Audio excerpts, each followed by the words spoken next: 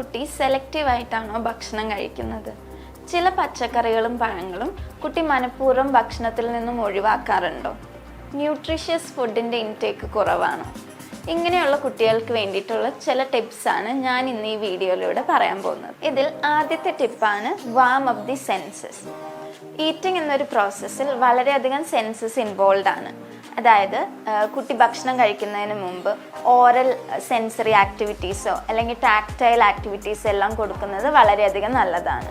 അതുപോലെ തന്നെ കുട്ടി ഭക്ഷണം കഴിക്കുന്നതിന് മുമ്പ് ആ ഭക്ഷണം കുട്ടിയൊന്ന് മണപ്പിച്ച് നോക്കുന്നത് അവർക്ക് ആ ഫുഡ് കഴിക്കാനുള്ള മോട്ടിവേഷനും ഇംപ്രൂവ് ചെയ്യാനായിട്ട് സഹായിക്കും.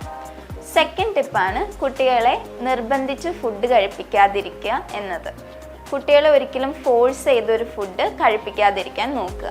മൂന്നാമത്തെ ടിപ്പാണ് കുക്കിങ്ങിൻ്റെ സമയത്ത് കുട്ടിയെ കൂടി അതിൽ ഇൻവോൾവ് ചെയ്യിപ്പിക്കുക എന്നുള്ളത്.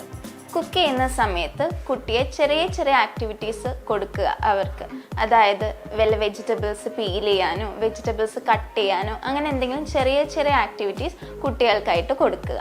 ഇതിലൂടെ അവർക്ക് ഫുഡ് കഴിക്കാനുള്ള ആ ഒരു ഇൻട്രസ്റ്റും കൂടും. നാലാമത്തെ ടിപ്പാണ് ബി ക്രിയേറ്റീവ്.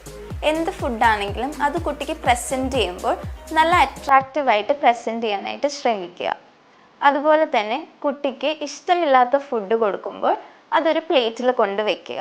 കുട്ടി അത് കാണുകയും അത് കണ്ട് തൊട്ട് എക്സ്പ്ലോർ ചെയ്യുകയും ചെയ്യട്ടെ. അടുത്തതായിട്ട് ഞാൻ പറയാൻ പോകുന്നത് എപ്പോഴാണ് ഒരു ഒക്യുപേഷണൽ തെറപ്പിസ്റ്റിൻ്റെ സഹായം നിങ്ങൾ തേടേണ്ടത് എന്നാണ്.